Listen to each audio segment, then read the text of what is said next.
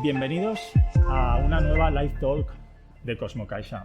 Hoy vamos a hacer un safari, pero un safari muy especial, un safari prehistórico, un safari con animales del pasado como este oso de las cavernas. Si nos vamos hoy a África veríamos elefantes grandes, veríamos jirafas, veríamos rinocerontes, hipopótamos, pero nuestros ancestros, como los neandertales y los primeros sapiens aquí en Europa, convivieron con grandes megafaunas. De estos grandes animales, pero también de los más pequeños, podemos extraer muchísima información. Hablaremos de ello con Rosa Huguet, que es arqueóloga, investigadora del Institut de Paleoecologia Humana i Evolució Social de la Universitat Rovira Virgili de Tarragona. ¿Cómo estás?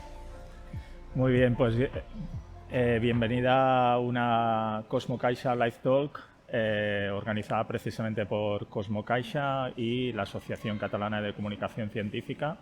Hoy vamos a hacer un safari prehistórico, con tu permiso, un safari prehistórico que nos va a llevar a hablar de megafaunas, pero también hablaremos de animales un poco más pequeños. Lo que ocurre es que antes de meternos en este safari no lo vamos a hacer en un 4x4 por el Serengeti y por el Ngorongoro, viendo elefantes, rinocerontes y hipopótamos allí africanos, sino que vamos a hacerlo de otra manera. Pero sí que es cierto que antes de meternos en este safari prehistórico, más tocando aspectos paleontológicos y arqueológicos, precisamente te quería pedir si nos podías definir qué es la ciencia de la arqueozoología o de la zooarqueología. Es decir, que muchas veces lo oímos como arqueozoología, otras veces como zooarqueología. ¿Qué nos puedes decir acerca de esta disciplina?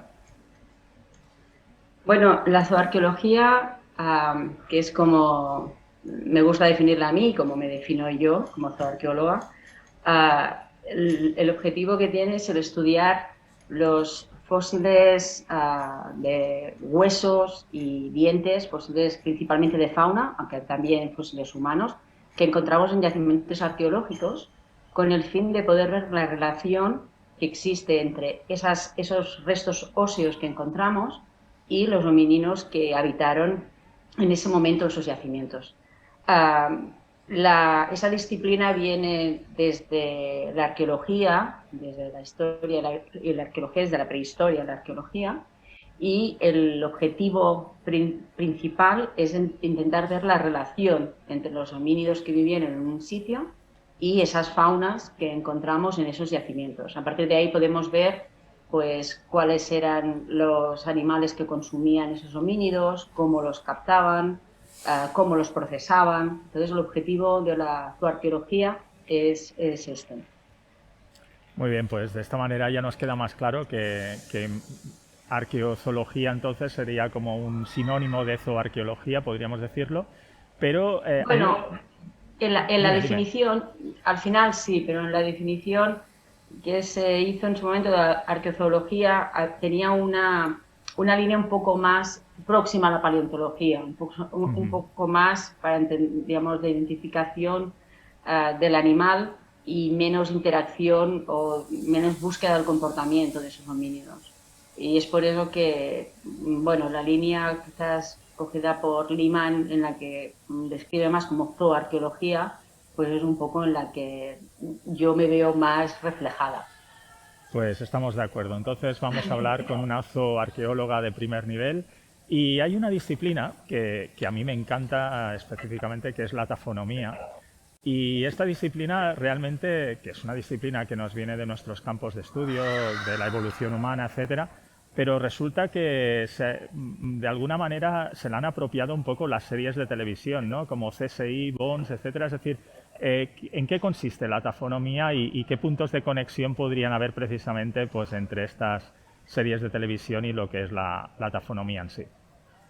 Bueno, la taxonomía en su origen es una disciplina dentro que viene del campo de las ciencias de la Tierra, de la geología, y pone en conexión la paleontología con la geología, y el objetivo final es conocer los procesos de formación de un yacimiento, cuáles son todos los agentes, homínidos, carnívoros, roedores, los distintos agentes que han actuado sobre ese yacimiento, sobre ese conjunto que estamos estudiando, o sea, cómo se ha formado en realidad el yacimiento, porque pueden pasar cosas como que, por ejemplo, el yacimiento se hayan acumulado restos en un punto y que posteriormente haya pasado una escorrentía de agua y los haya dispersado o los haya acumulado en otro punto, y entonces ahí ese agente ha distorsionado ese conjunto original.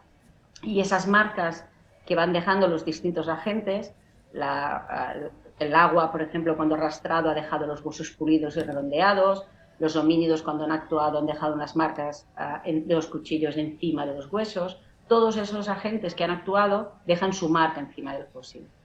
Eso es lo que nos conectaría con estas series que tú ahora hablabas. Yo creo que la más clara en ese caso es Bones, porque siempre tienen huesos. En CSI a veces tienen otras pruebas, ¿no? En ropa, pero normalmente Bones siempre va directamente a eso, y es para que todos los que hemos visto esa serie lo veamos más claro, pues es cuando en un momento dado Huesos busca la marca, tiene ese esqueleto encima de la mesa y busca las marcas, por ejemplo, del cuchillo, del hacha, de la sierra, digamos, esas modificaciones que son características de cada herramienta y que le permiten conocer cuál ha sido el instrumento que ha provocado ese asesinato en ese momento, ¿no? Hombre, hay que decir que, claro, está muy bien para entender, para que se conozca la disciplina, pero también todos tenemos que tener claro que estamos en una serie de televisión. Muy bien, pues un poco lo que podríamos retrotraernos también es a las novelas de Sherlock Holmes, donde él ya empezaba un poco con la tafonomía también. Simplemente recordar a nuestra audiencia que nos pueden hacer sus preguntas en directo y evidentemente para nosotros la prioridad es la opinión de los que nos escuchan y de las que nos escucháis, y por supuesto que me ocuparé de trasladar vuestras preguntas a Rosa Huguet. Pero mientras aprovecharé y decirte que hemos empezado con estas palabras de que íbamos a hacer un safari prehistórico por el mundo de las megafaunas y los neandertales.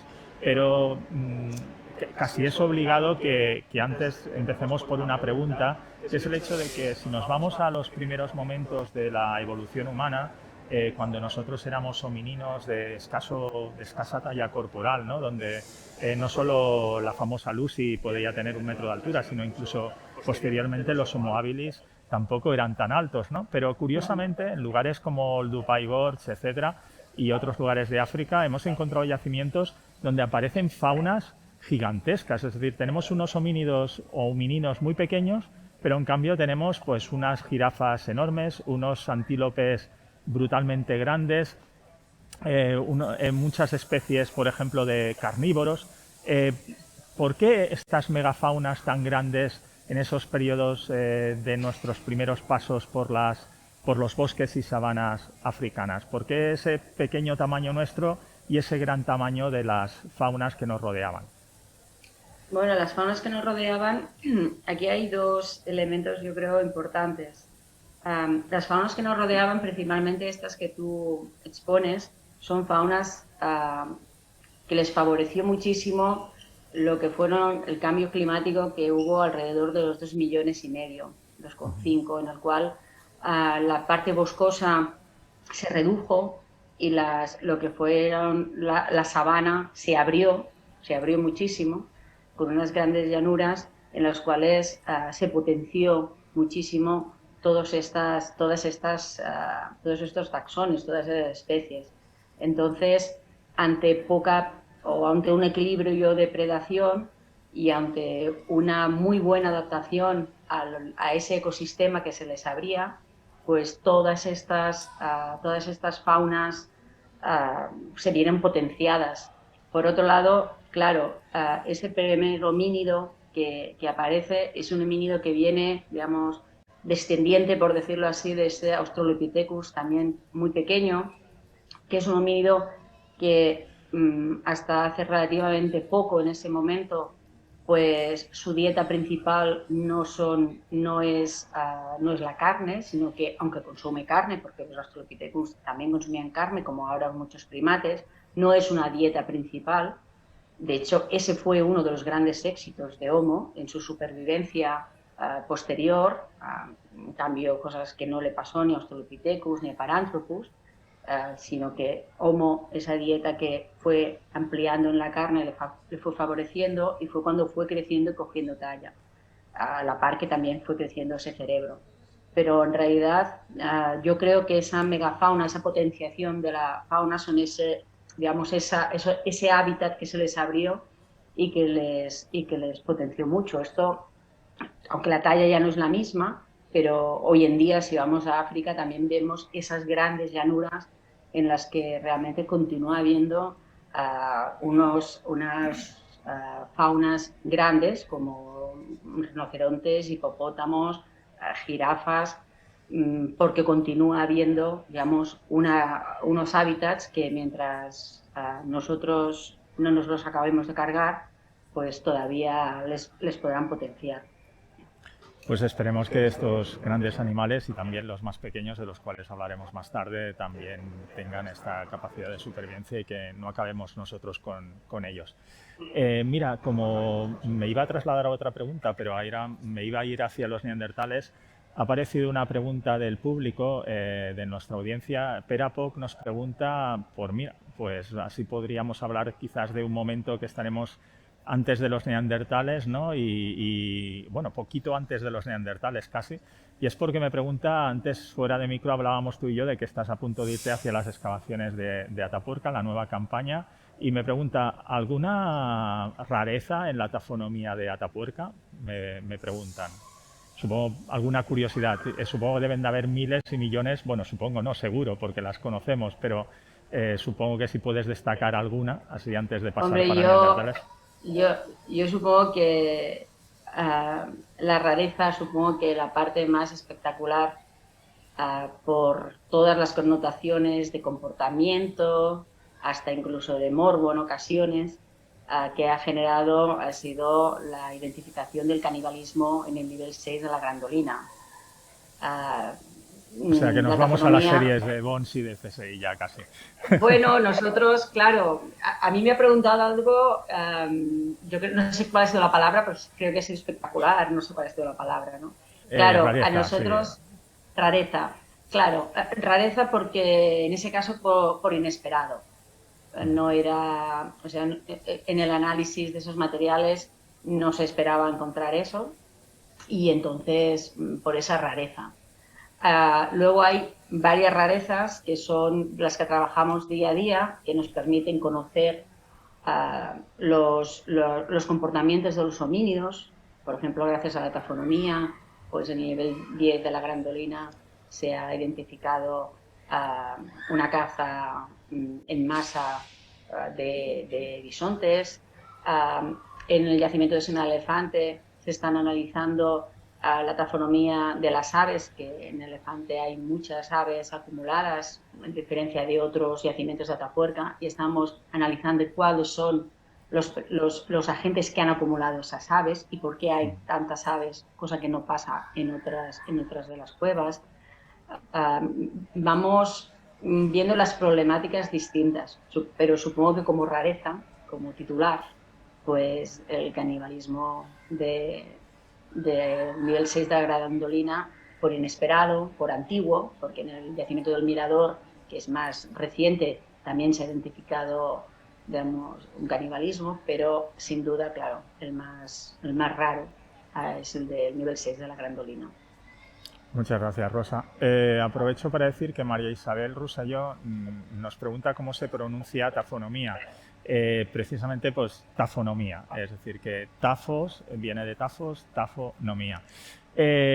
Bien, pues vayamos un poco a los neandertales, aunque hablaremos de muchos homininos y tal, pero hemos hablado de grandes faunas en África, pero es cierto que en la intro lo hemos visto, ¿no? Cuando en la intro pues el equipo de Cosmo Caixa me ha podido filmar al lado de un oso de las cavernas que está precisamente aquí expuesto en Cosmo Caixa. ¿Qué grandes faunas, qué megafaunas convivieron con los neandertales en el Próximo Oriente y en Europa?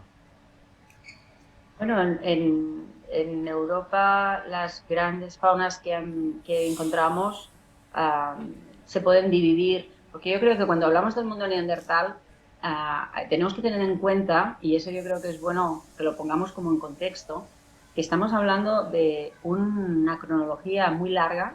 Tendríamos neandertales desde casi 300.000 años hasta 28.000 años, en las últimas fechas aceptadas en Gibraltar. Y por otro lado, en un espacio geográfico también muy amplio, que ya desde Portugal hasta Siberia Occidental y hasta el norte de Europa, hasta la península itálica y la península ibérica. O sea que estamos hablando de un espacio y tiempo, o sea, de una geografía y un espacio temporal muy amplio. ¿Cuáles son las megafaunas que tenemos en ese momento? Pues en ese momento hay elefantes, hay mamuts lanudos, hay rinoceronte lanudo, hay megalóceros gigantes, hay leones de las cavernas, hay hienas. Estamos ante una fauna también muy grande, especialmente en el norte de Europa, en la que tenemos toda esa fauna adaptada al clima frío, ese rinoceronte lanudo, ese mamut lanudo, primigenitus. Todos esos son taxones también muy adaptados a lo que es el frío, mientras que en el sur encontramos unos taxones grandes también, pero con una menor adaptación al frío. Muy bien, muy interesante. Paula Pancorbo nos entra esta pregunta ahora mismo y dice, ¿puede ser que una de las causas de la extinción de los neandertales fuera por la reducción del tamaño de la fauna debido al cambio climático? Bueno, contextualizando que, como tú muy bien has dicho, el mundo neandertal puede ir desde los preneandertales casi hasta los últimos neandertales y estamos hablando de una transición cronológica muy grande, pero esta pregunta de si realmente una de las causas de la extinción del neandertal fue por la reducción de la fauna, ¿tú qué piensas al respecto?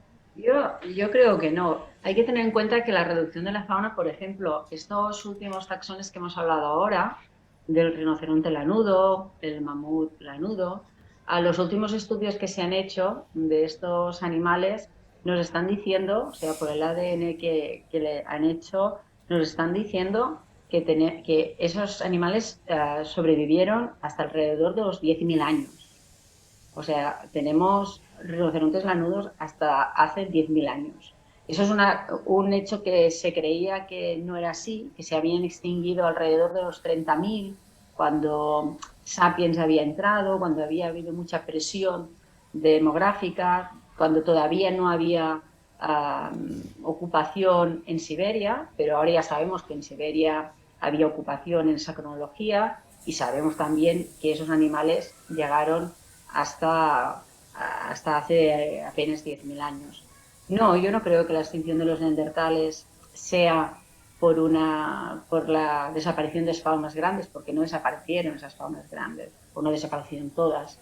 Por otro lado, también tenemos que tener en cuenta que yo es que no creo que haya un factor determinante en la desaparición de los neandertales, sino que probablemente en los neandertales hubo una mezcla de factores que incluso ahora se han sumado ya de todas las que conocíamos. Hay un nuevo planteamiento que es si podría ser debido a la hibridación, en la que los neandertales se fueran diluyendo dentro del mundo sapiens hasta prácticamente desaparecer. Entonces, yo creo que yo no diría por la línea de la fauna. Me parece muy interesante tu planteamiento. Simplemente deciros que a toda la audiencia que hay toda una serie de Cosmocaixas Live Talks precedentes donde hemos hablado de neandertales, pero con tu respuesta yo creo que has dado también respuesta a una duda que tenía Domingo Vidal, que nos decía, ¿realmente los neandertales han desaparecido o bien han evolucionado? Y un poco el tema es de que de alguna manera no han desaparecido del todo porque al menos los europeos y europeas llevamos genes de neandertal en nuestro interior. Bien, volvamos un poco al tema de las faunas. Repetiros que podéis hacer todas vuestras preguntas y aquí Rosa, como habéis visto, está dispuesta a responderlas todas. Pero ahora que hemos hablado un poco de megafaunas, yo sé que te interesa también mucho el no centrarnos solo en las megafaunas. Es decir, que los neandertales y otros homininos vivieron rodeados de animales de mediano tamaño, de mamíferos de mediano tamaño, de aves, como decías bien en el tema de Atapuerca, de reptiles, de peces. Aquí a mis espaldas tenemos a un hominino precisamente pescando. Antes nos has hecho un poco de inventario sobre megafaunas que convivieron durante esa etapa larga del Neandertal. ¿Qué nos podrías hablar de estas faunas de tamaño medio o de tamaño pequeño? Sin entrar en la microfauna, que lo tocaríamos un poco más tarde. Bueno, los tamaños de fauna medio nos encontraríamos faunas que hoy en día conocemos todos y hemos visto todos, como por ejemplo pues los équidos, los caballos, tenemos los cérvidos, los ciervos, gamos, corzos, toda esta serie de faunas de tallas grandes, de tallas medias, sin llegar a esas megafaunas. Son faunas que además, si analizamos los yacimientos que hay en el sur de Europa, son las faunas principalmente que los neandertales cazaban y consumían. Y también hay otros un poco más pequeños, bueno, bastante más pequeños, un poco, como serían pues las aves, entre las que podemos encontrar anátidas, córvidos, perdices, o por ejemplo también tortugas. Hay tortugas en algunos yacimientos, hay conejos. Toda esa pequeña fauna también se ha identificado en ocasiones escasas, pero en ocasiones incluso se ha llegado a ver que los neandertales consumían esos animales. Tenemos algunos de estos restos que presentan marcas de haber sido consumidos por los neandertales y por otros grupos anteriores y posteriores.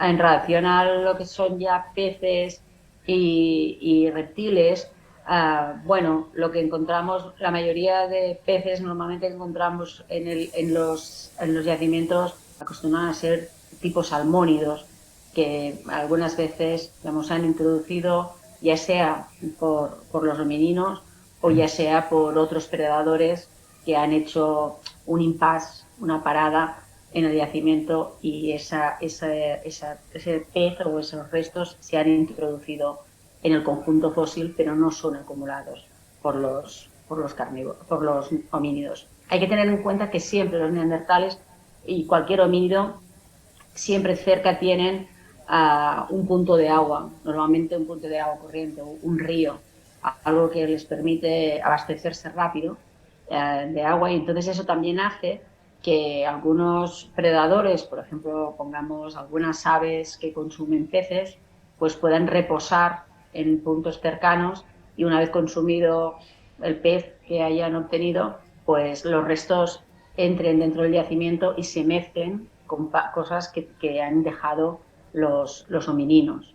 Entonces, en los yacimientos encontramos un poco la mezcla de las dos cosas. Bien. En relación a los carnívoros, y en relación a los carnívoros también tenemos carnívoros más pequeños, hay linces, hay cánidos, hay pequeños zorros, o sea, también tenemos unos carnívoros, también existen carnívoros más pequeños, más allá de todos, ese león de las cavernas, el oso o las hienas. Bien, precisamente antes cuando hablábamos de las megafaunas, comentabas que de hecho no han desaparecido del todo las megafaunas, ¿no? Las tenemos en algunos continentes, pero supongo que más relacionado supongo que Daniel Gómez se refiere más a esto, ¿no? A Europa quizás, ¿no? Daniel Gómez nos pregunta cuáles fueron las causas de la desaparición de las megafaunas. Supongo que se refiere un poco más a Europa. Sí, un estudio reciente que salió es lo que hablábamos antes, ¿no? De hace 10.000 años, lo ha relacionado con el calentamiento que hubo, digamos, por el cambio climático que hubo alrededor de los 14.000, 12.000 años. Ahí hubo un punto en el que hubo una subida que se ha calculado que las temperaturas subieron alrededor de 10 grados, y eso hizo que muchas de las llanuras abiertas que hay fuesen desapareciendo y fuesen apareciendo zonas más leñosas y más boscosas que no son las propias en las que vive esa megafauna. Y eso es lo que contribuyó a que esas megafaunas fuesen desapareciendo.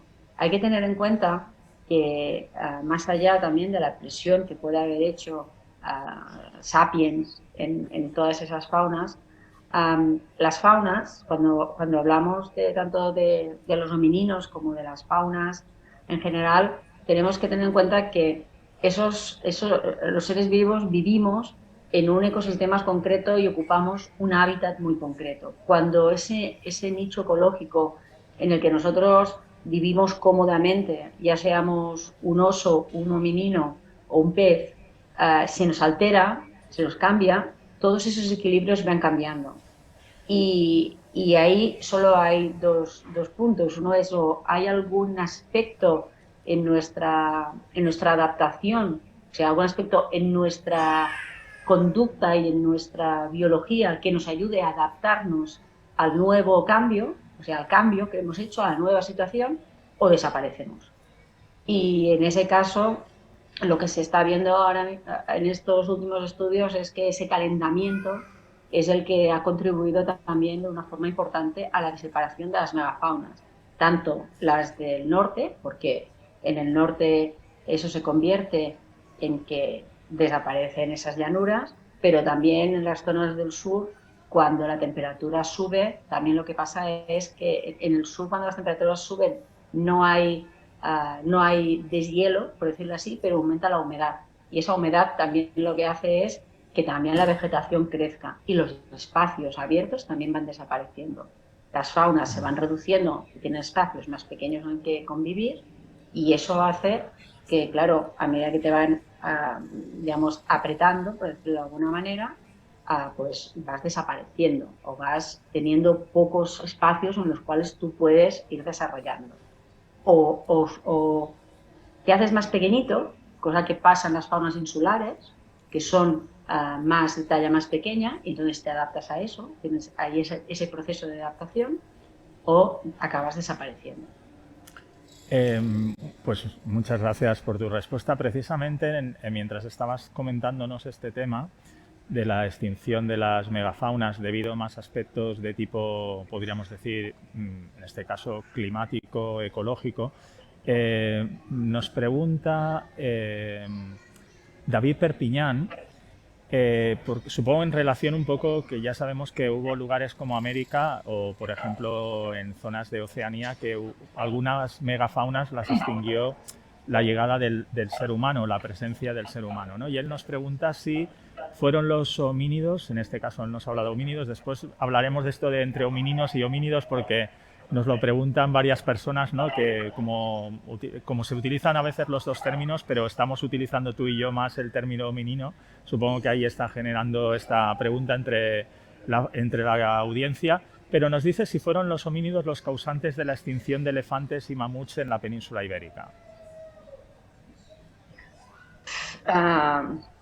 Bueno, más que probablemente que los causantes, probablemente lo que acabó pasando es, bueno, lo que hablábamos antes igualmente de los neandertales. Las extinciones se producen por distintos motivos y naturalmente la presión demográfica que Sapiens realizó sobre esas megafaunas contribuyó. Eso es cierto, contribuyó. Pero también es cierto que si analizamos los yacimientos, por ejemplo, los yacimientos de Neandertal que hay en la península ibérica, no tenemos yacimientos en los que los elefantes sean el principal, el principal, el principal animal cazado. Es verdad, también hay que decir, que también puede ser que tengamos ciertos problemas de conservación, porque hay que tener en cuenta que cuando se caza un animal de esas dimensiones, elefantes, rinocerontes, esos animales no son trasladados al lugar de ocupación, no son trasladados al campamento, sino que normalmente es el grupo el que se traslada donde ha muerto ese animal y es ahí donde se hace todo el procesado, porque claro, mover un elefante hasta un campamento, entonces es verdad, no tenemos un número elevado de elefantes en yacimientos, pero también es cierto que yacimientos al aire libre de neandertales, en general tenemos pocos porque la conservación es baja y en neandertales tenemos muy pocos. Pero también es cierto que tenemos otros taxones, como son los bóvidos, los ciervos, los caballos, que los vemos en la mayoría de yacimientos y los continuamos teniendo hoy en día entre nosotros. Entonces, la megafauna, los, digamos, neandertales y sapiens tuvieron un papel activo, sin duda, pero yo creo que no fue un papel determinante. Muy bien. Esther Hidalgo Borrás precisamente nos preguntaba esto, ¿no? ¿Qué diferencia hay entre un homínido y un hominino? Bueno, aquí ahora es cuando viene Emilio. Yo lo contaré como yo creo que es. Yo creo que hace relativamente poco tuvisteis a José María Bermúdez de Castro que contestó esta respuesta y le aseguro que lo contestó bastante mejor que yo la voy a contestar ahora, pero vamos ahí. Um, si yo lo tengo bien interiorizado, los homininos somos un grupo en el cual, o sea, vamos a ver, los homínidos es un grupo más amplio de primates que los homininos. Entonces, cuando hablamos de homininos refiriéndose al género Homo, o sea, los homínidos refiriéndonos al género Homo, es, es más correcto hablar de homininos. Sin embargo, no pasa nada. Quiero decir, nos entendemos todos también diciendo homínidos. Muy bien. Xavier Murató nos pregunta, ¿el canibalismo fue una práctica usual en la era neandertal? Sí. El canibalismo tenemos, bueno, aquí claro, la palabra usual, esto es como esas palabras grande, pequeño, usual. Bueno, yo he dicho sí muy rápido porque en realidad es que tenemos varios yacimientos en los cuales tenemos canibalismo, es decir, en Francia hay canibalismo, aquí en España tenemos el yacimiento del Sigrón con canibalismo, tenemos Caprina con canibalismo, o sea, tenemos varios yacimientos neandertales con canibalismo. Entonces, usual, claro, la palabra usual, hombre, no, a lo mejor yo ahí me he lanzado muy rápido en el usual porque ya no nos parece raro localizar ese canibalismo. Pero también quiero decir que eso es una cuestión en todos los periodos de los grupos humanos que estudiamos.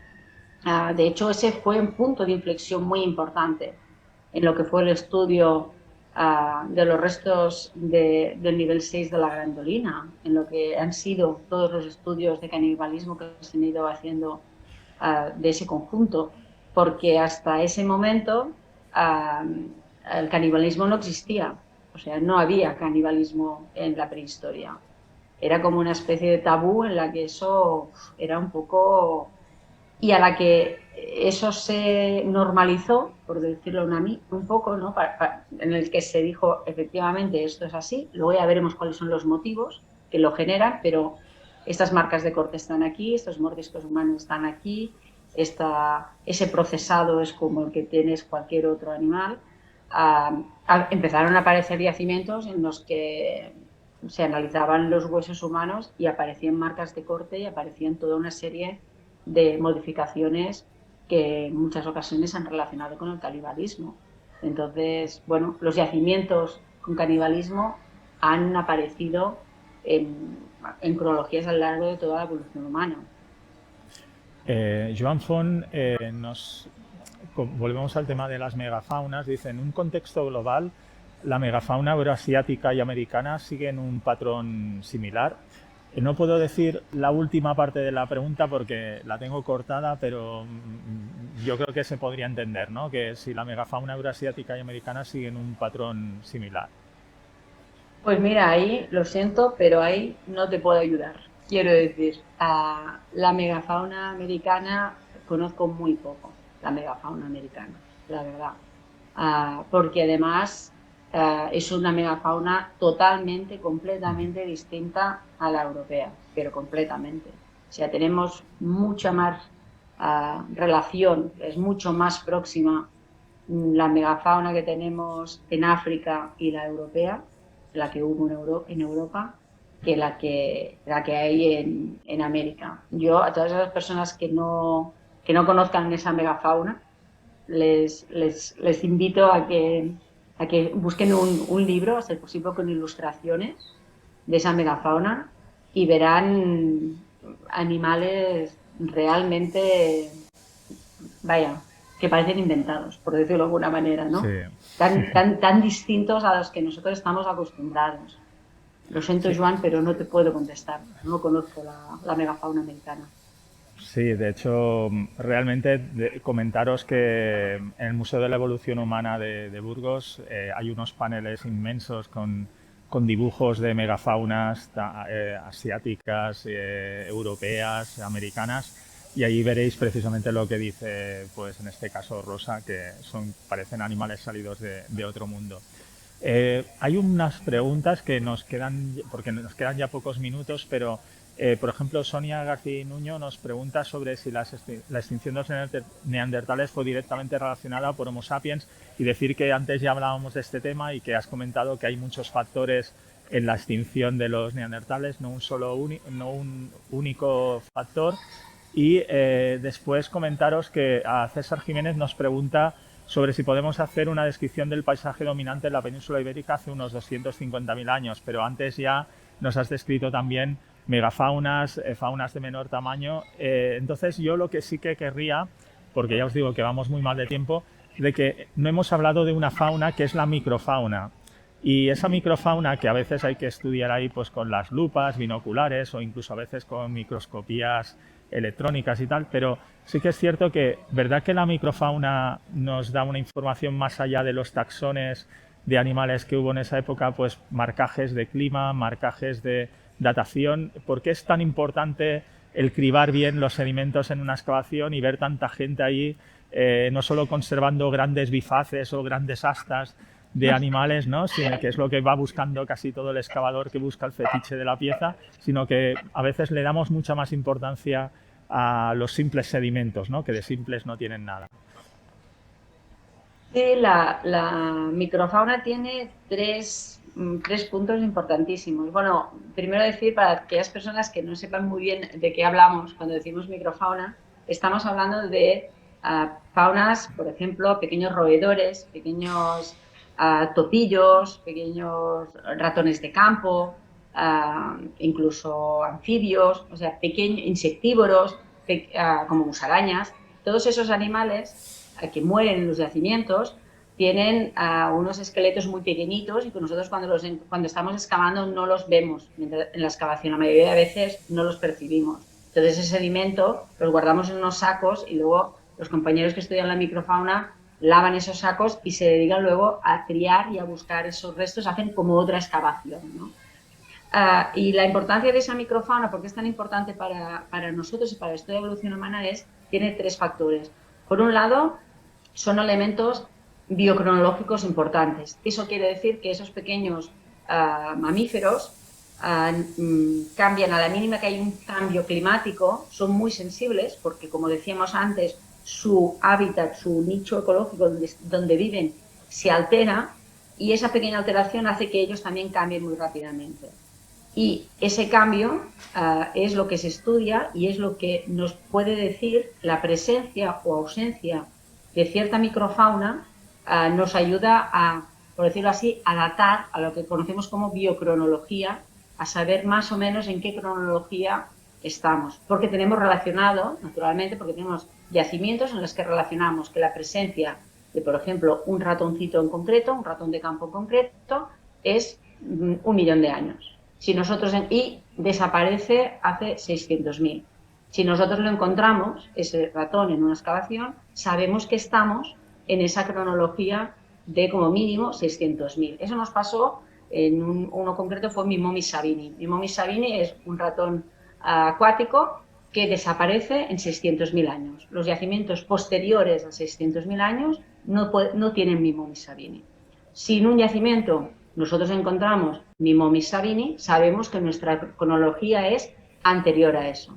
Y aparte de la biocronología, esos micromamíferos nos dan dos informaciones más. Una es el ecosistema, sabemos si hay más humedad, menos humedad, si, digamos, las temperaturas, incluso si vamos hacia los anfibios, incluso los anfibios nos ayudan a dar temperaturas y a reconstruir el hábitat que tenemos, el ecosistema. Y por otro lado, también nos ayudan a conocer los predadores que podía haber en el entorno. O sea, cuando hacemos el dibujo del paisaje, podemos dibujar la presencia de un búho, aunque no vemos el búho, pero sí que vemos los micromamíferos que han sido consumidos por ese búho. Entonces, la microfauna es muy importante en todos esos aspectos. Pues muchísimas gracias, Rosa. Vamos a cerrar la tanda de preguntas y esta interesante Live Talk organizada por Cosmo Caixa y la Asociación Catalana de Comunicación Científica. Vamos a cerrar con una pregunta que he visto de las muchas que hay que se van a quedar, lo siento, pues ahí un poco por responder, pero Luis de la Fuente nos dice, en general aquellos homínidos estaban plenamente integrados en la naturaleza. Yo creo que es una pregunta bonita, ¿no? Si plantearnos que los neandertales si estaban integrados totalmente en la naturaleza de ese momento. Sí, es que yo creo que ahí hemos perdido un poco la brújula nosotros, ¿no? No es que estuviesen integrados en la naturaleza, es que formaban parte de la naturaleza. O sea, eran un ser más dentro de ese ecosistema de equilibrios en competencia con otros carnívoros para la obtención de toda una serie de recursos que, que en principio estaban equilibrados y ellos mismos estaban tan integrados en esa naturaleza, por decirlo así, que acabaron desapareciendo. Con lo cual siguieron el curso de otras especies anteriores a ellos que fueron desapareciendo. Pues muchas gracias, Rosa Huguet. Mucha suerte en las nuevas excavaciones de esta nueva campaña en Atapuerca, en la Sierra de Atapuerca, y nos vemos por allí. Muchas gracias y muchas gracias también a toda la audiencia por vuestras preguntas y emplazaros pues a la siguiente etapa de las Cosmo Caixa Live Talks, que ya será después del verano. Muchísimas gracias. Muchas gracias. Gracias.